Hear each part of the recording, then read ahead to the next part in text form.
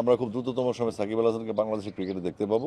আপনার মতো সাকিব ভাইয়ানদের মতো সারা বাংলাদেশের মতো আমরা অপেক্ষা করছি। প্রথমে যে এখানে যে প্ল্যানটা হয়েছে সেই প্ল্যানটা অনেক বড় এবং অনেক একটা সুন্দর স্টেডিয়াম সহ 5 স্টার হোটেল, অ্যামিউজমেন্ট পার্ক সহ হবে এটা।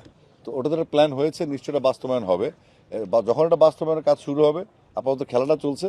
আর যখন ইন্টারন্যাশনাল ম্যাচগুলি এখানে আসবে সেটার জন্য যে যে ফ্যাসিলিটিস প্রয়োজন সেটা নিয়ে সরকার কাজ করছে এবং ডিজাইন আমি নিজের চোখে দেখেছি। তো সুতরাং আপনাদের অপেক্ষা করতে হবে আরও কিছুদিন, আশা করছি ভালো কিছু হবে ইনশাল্লাহ।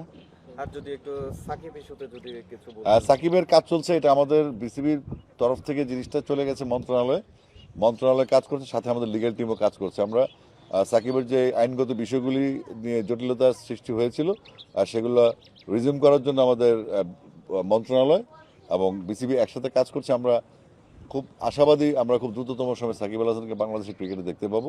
আপনার মতো সাকিব ভাইয়ানদের মতো সারা বাংলাদেশের মতো আমরা অপেক্ষা করছি। Thank you.